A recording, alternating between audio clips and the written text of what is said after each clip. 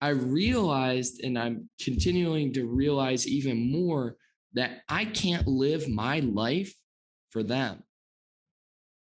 I can't live my life for them and thinking about.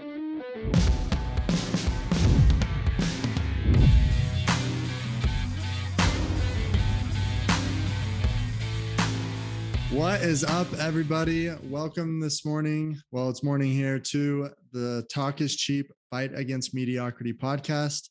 Here today, we have Pierce, Showe, and I am absolutely so excited to hear from him, learn from him, and have everyone learn from him as well. Just a quick bio about him. He is the host of the Young Entrepreneur Show, where he's had people like Alex Hermosi on.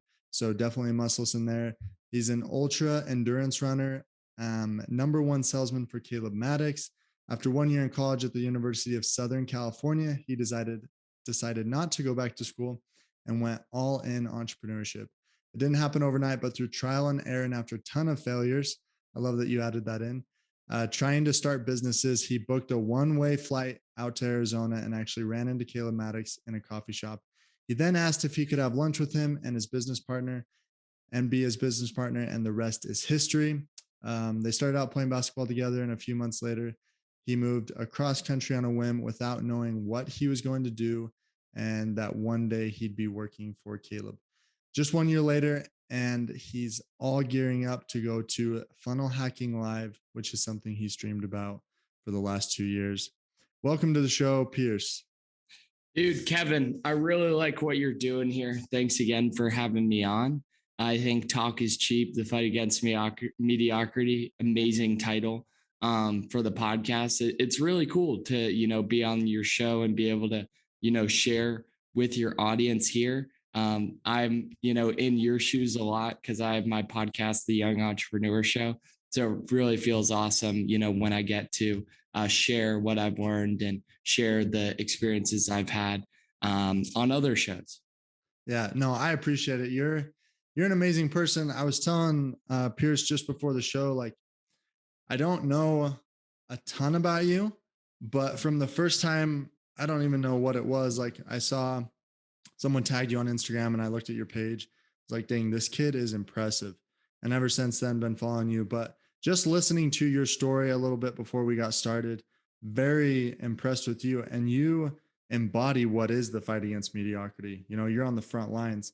And just to get started, I'd love for you to tell us your story. I know we just went over the bio a little bit, but kind of start from the beginning. And how'd you end up where you're at?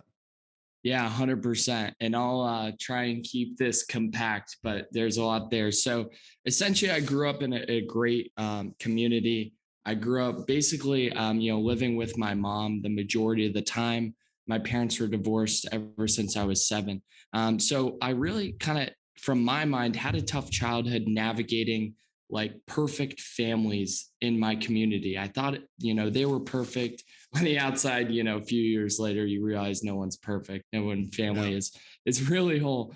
But when I grew up in that kind of situation, all the things that I thought were bad about it actually helped me. When I was, home alone, things like that, I had to rely on myself. I became more self-reliable and reliant and things like that. So I grew up to be a pretty independent kid. I was always good in school, which is weird because a lot of entrepreneurs, they hate school. They want nothing to do with it. Although I do think the school system's flawed. But yeah, so I grew up a good student. I was going to the University of Southern California in 2019. COVID hits. And at that point in time, I was already starting to get into entrepreneurship. I was reading a lot of success books. I was reading Jesse Itzler's book, David Goggins's book. I had already got into running a little bit and done some cool things with running and endurance, like a marathon and a half Ironman. But I'd never really gotten into business. I never really started businesses. And my cousin was starting a lawn care company. And so when COVID hit, I went back home like everyone did, finished out the school year online and I started in business with him. And I worked for him and did whatever I could. Then, I ended up not continuing to work with him. I love him, but it just wasn't for me. And started a bunch of different things through the summer. And then, nothing really panned out like I wanted it to. Mhm. And so at the end of the summer, I started my podcast, The Young Entrepreneur Show, in August. By the way, best thing any young entrepreneur can do, or someone looking to meet a lot of people like you are, it's a Mhm. free way to have a conversation with someone you want to learn from. But Yeah. so in that process, I found out about this really cool kid named Caleb Maddox that I had actually seen his ad before. When he was 14 years old, he had made $100,000. At 16. He had made $1 million. And I'm like, I want to be friends with people like this. And so I booked away, like you said in the bio, a one-way trip out to Arizona. I literally got suggested a coffee shop. And the second day I was there, I went to this coffee shop. I didn't like the coffee shop. So I went around the corner to a different one, and sitting there was his dad, Matt Maddox. And I recognized him from a video, but I wasn't sure it was him because he had a beard now. He's wearing glasses. Yeah. And I'm like, I don't know if you've heard, what's her name? I forget her name, but she says she has this. Mel Robbins has the 5-second rule.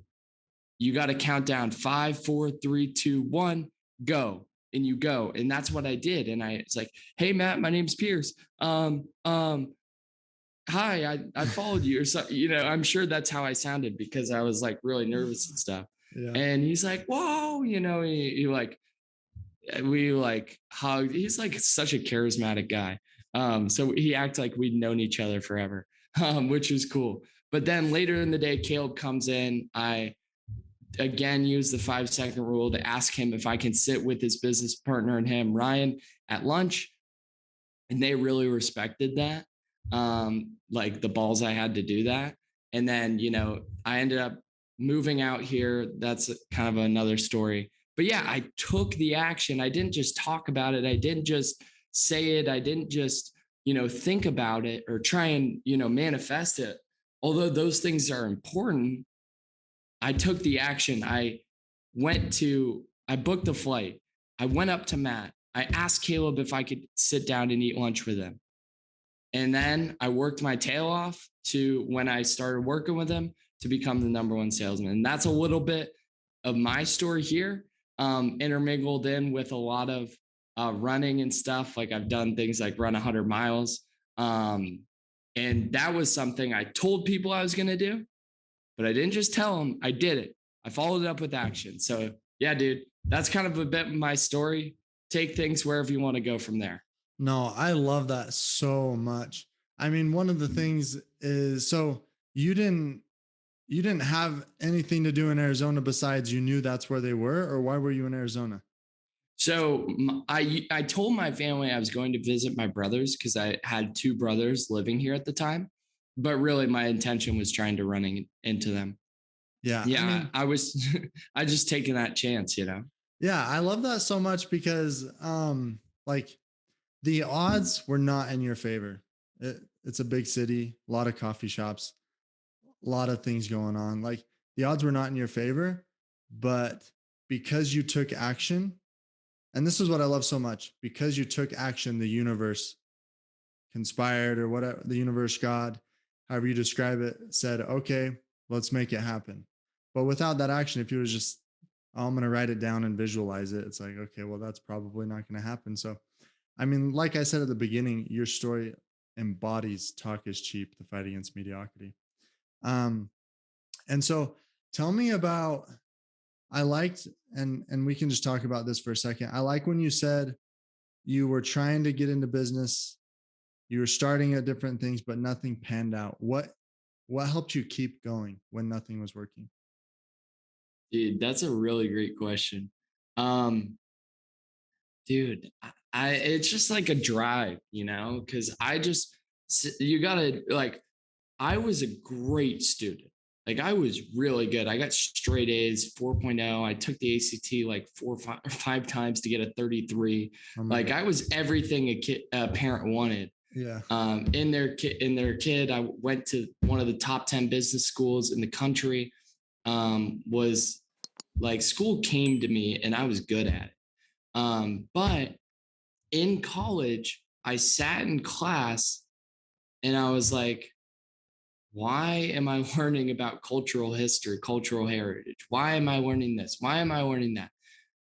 Why am I learning these out like these calculus equations that I'm not gonna use later in my life for what I want to do? And I think that the thought of being an accountant or sitting in class for another 3 years after my freshman year, doing the same thing, going to school. And you got to like, some people like are into, partying and things like that. And like the whole college experience. And I think when people see me, they're like, oh, I'm going to miss out on that experience. But it's like, that wasn't really me. I kind of got that out of my system in high school, like with my friends there and stuff. I wasn't too crazy, but I did stuff sometimes. But I feel fortunate enough that I got that out of my system. In college, I got really into my faith, committed my life to Christ, just rededicated myself and set my priorities the way that they are. And I knew that that wasn't really the life for me. And so I saw that people my age were starting and running businesses that were successful, that allowed them to travel, that allowed them to have fun and do what they loved. And so I knew that that was possible and that the other thing wasn't for me. So it was like moving away from something and moving towards something. And the push and the pull was enough to get me out of that situation. And it was terrible. Like I remember I was so afraid walking in to this restaurant, Moretti's, for I was trying to go and talk to this restaurant owner to get me to run their ads for their marketing. And like I'd never done that before. I just heard, and took in some courses on marketing agencies. I was so scared, but I did it. I didn't get the client, but I did it. But that was another failed thing. And then I tried writing emails and copywriting and writing blog posts for the CBD company. And I got to a point where I just realized I'm like, I really don't like this. And so I was like, okay, I need to try something else. So there was a balance between there is a balance between just, shiny object syndrome and chasing a ton of different things and like really just testing different things and finding the right one. But yeah, that's what I went through. And that's what every entrepreneur has to go through. And is my belief is trying all the different things or, just different things that you think of or, lead on your path to find your purpose and your path and what business you should go into. Because like, how are you going to know if you don't try? So that's my answer to that. That was probably a little bit of a, ramble there, but yeah, that's my whole mind going through that. Well, no, and I love everything you said so much. If anyone has read Think and Grow Rich, you're basically like, oh man, I just forgot his name, but the person who went to Thomas Edison and was like, I'm gonna be your business partner. Oh, Edwin C. Barnes. Yeah. Yeah. Yeah. That Think and Grow Rich. Yep, Yeah, for sure. that's you. Like, No I'm going to question. work with Caleb Maddox. Yeah. That's And what my belief was. Like every time, sorry to interrupt you, but I'm just going to say, like, we started playing basketball together. I knew for a fact that I was going to work for him. And I still know, like, I'm just working for him now. I know I'm going to be business partners with him. Just a matter of probably months. Like, and that's the thing. Once you start completing things, you realize when you tell yourself you're going to do something, it will happen. If you stay dedicated to it, it will happen. Like, for instance, I was lucky enough to I think none of this whole journey or whatever is me. I believe it's 100% God. I love that. Because there's nothing that there's just too many variables that could have happened to, like me not coming to on that one-way trip, none of this would have ever happened. Me not getting frustrated. Maybe COVID. If COVID didn't happen, I would probably not have dropped out. Like all these different things happened. But yeah, like I was lucky enough to learn like from my mom, another variable. My mom is a huge runner. So I saw her running marathons every year growing up. So I got into running and I did a half marathon. Then I did a full marathon. Then I just pushed on 50, 60, then 100. And me doing those things made me realize that what I set my mind to and I told the world and I acted on, it's going to happen. Yeah. And I think too many people get stuck in, because you said, I wanted to have the lifestyle that I saw everyone having. And I think a lot of people say that, but then they think, yeah, that'd be nice. And then they just go back to what they were doing versus, okay, I want that. Now what? Now what do I do to get there? And I think that's a difference between you and a lot of other people. Probably not the people who are listening to this, because my listeners are awesome. Yeah. But like too many 100%. people don't take action, and an ounce of action is worth more than a pound of just thinking about doing something. I 100% agree. And it's like, too, you're going to suck at first. Like, props to you if you're amazing at first, but Yeah, you're going to suck. I was like literally sweating the first couple podcasts I did. I couldn't listen to my own podcast because I just got so nervous and was like, but yeah, like action, you just got to act your way. It's like you act your way into feeling, you don't feel your way into acting. Totally. And I think sometimes you learn more from knowing what not to do than what to do. Because like you said, you dabbled in all these different things. And I find that a common theme in entrepreneurs is, oh man, this looks good or this looks good. But then at some point you're like, okay, well, I'm chasing all these things and failing at all of them. I have to niche down and pick one. And that's when you really start taking off. You're like, I'm kind of envious of you being like vulnerable. I always wanted to drop out of college, but I didn't know what I'd do. And I was an accountant too, and I hated it. And I thought, well, it's just the language of business or whatever.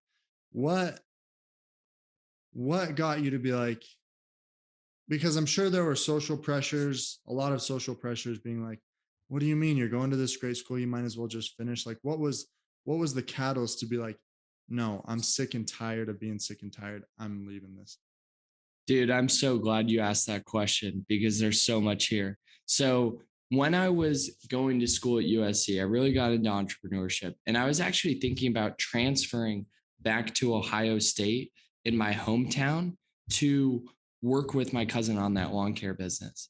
And I was thinking about that, and I was very close to doing it. But then I went home and I just like, I saw, and I didn't want to like go back to like any, like, because all the people from my high school go to Ohio State. So I felt like I'd be taking a step back if I did that, even though I'd be working on the business.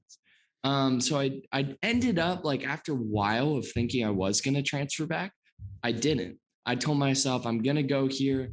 I'm going to finish out the year and finish out my college year. And then COVID hit.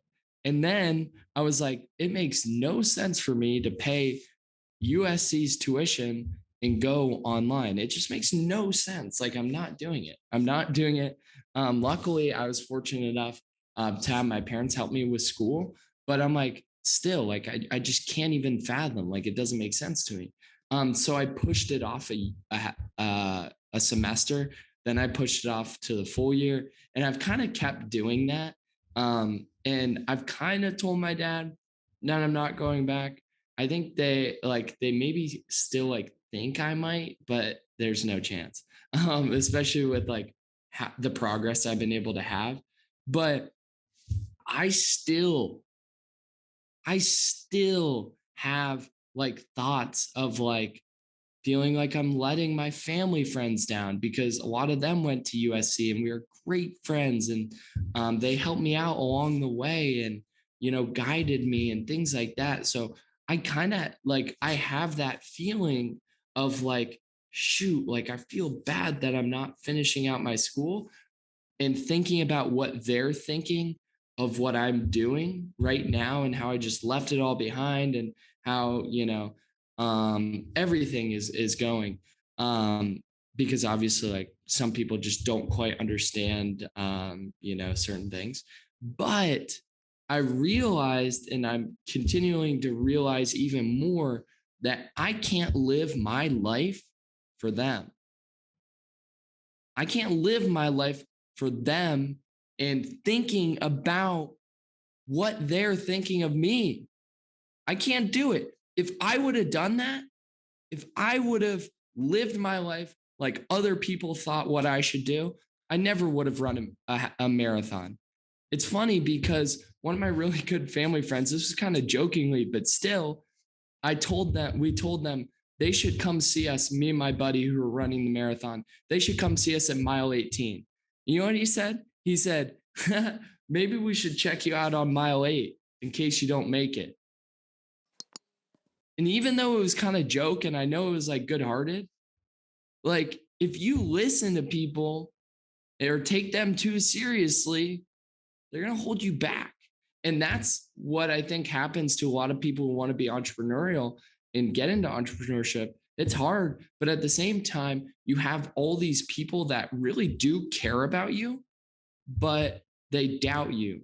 And it's my one of my first mentors, Brian Lifermento, told me he calls them well-wishing haters, and they're the deadliest because they really, in their heart, think they're doing the best for you, but they really aren't in what they're saying. So yeah, man, that's what I'd say to that. You have to stop living for other people and live for yourself and live for the higher calling that you have on your life.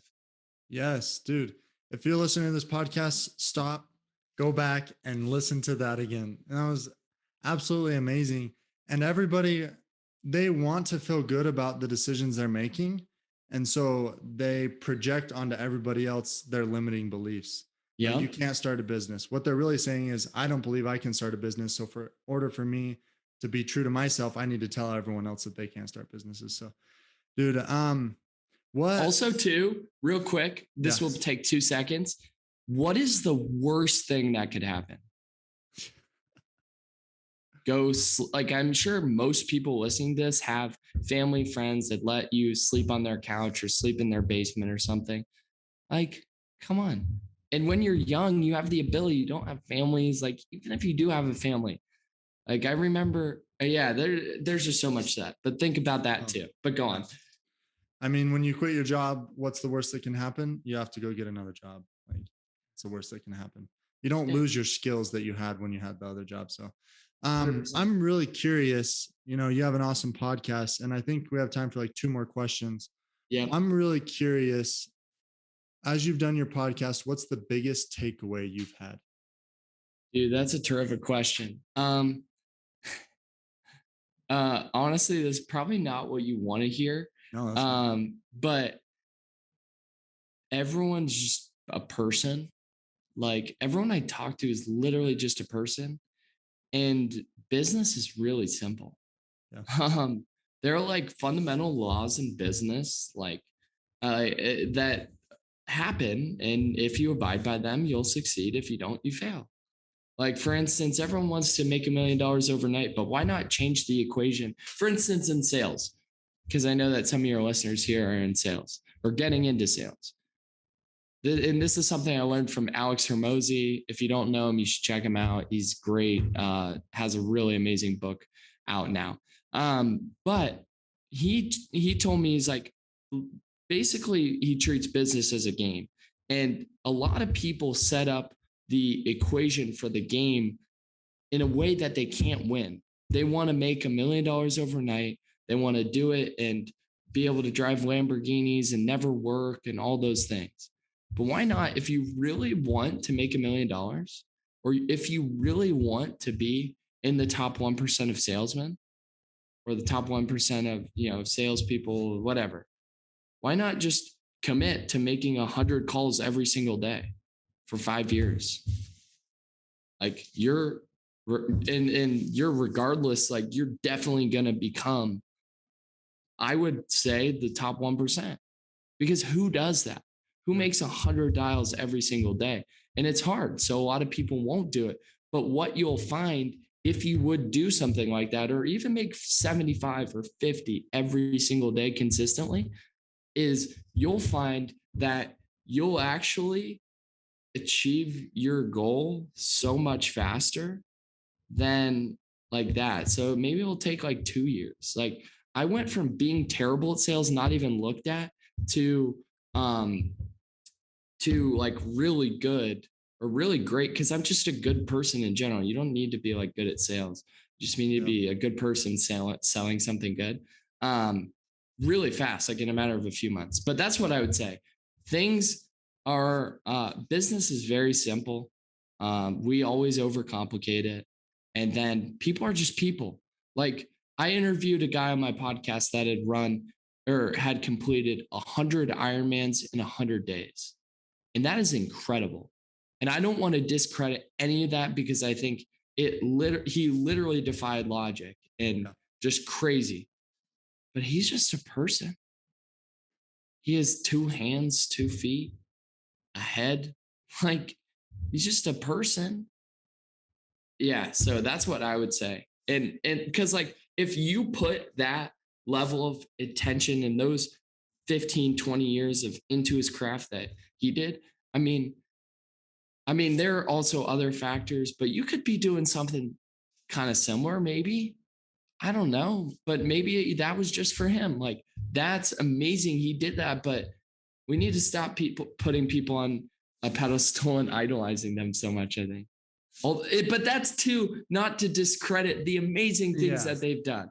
And I don't mean that in any way. I just think that sometimes we distance ourselves from them because we hold people up so high here, like I've done in the past, and that makes it unachievable for yourself. Exactly. That's what you're saying is don't hold them up so high, because then you're limiting yourself. Um, Dude, so you're amazing. How can people get to know more about you and follow you and, get in touch with you? What's the best way? Yeah, for sure. I'd say Instagram, probably at Pure Show, or check out my podcast, The Young Entrepreneur Show. Like you said, Kevin, I just had Alex Hermosi on, which was super cool.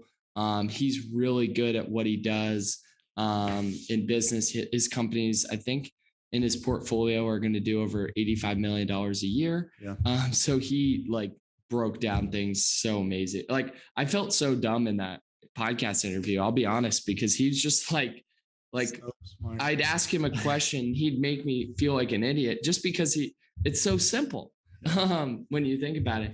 But then and like I'll have that James Lawrence interview coming up, which will be cool, but that will be how to find me. But dude, I can't wait to check out more of your stuff, check out your book coming out and everything. So I think everyone here is in a great place as well. If you're listening to this show. You're a stud. Thank you so much. And my favorite question, and I am biased, but what does the fight against mediocrity mean to you? Dude, that's a great question. It's funny. It's so amazing and divine how this worked out. You inviting me on the show this month because September is going to be a huge month for me in business and growth and stuff like that. And towards the beginning of the month, I actually was thinking in my head, like, this is the time to go all out against being mediocre, like literally an all out war. And that's kind of the mental game I play in my mind. Like, how can I just like go in an all out war against mediocrity? But that's cool, man, that this happened. But what does that mean to me? That's a great question. I think for me, it's just like knowing that you're capable of way more and pursuing it. Like it's as simple as that. I think it's not letting other people drag you down and soaring to your potential, because we all have infinite potential. I mean, I have no clue what I'll be doing in 10 years from now, because I just like have no clue at the rate I'm growing right now. And the road to great that's possible, So I would say the fight against mediocrity for me is not letting other people or other limiting beliefs in your head pull you down, and just getting after it, putting in the action to, achieve your true potential. I love it. Thank you so much, Pierce. Again, if you're listening to this, press pause, go back to the beginning and listen to it all again. Thank you so much. And we'll catch you all on the next episode. Awesome. Thanks, Kevin, man.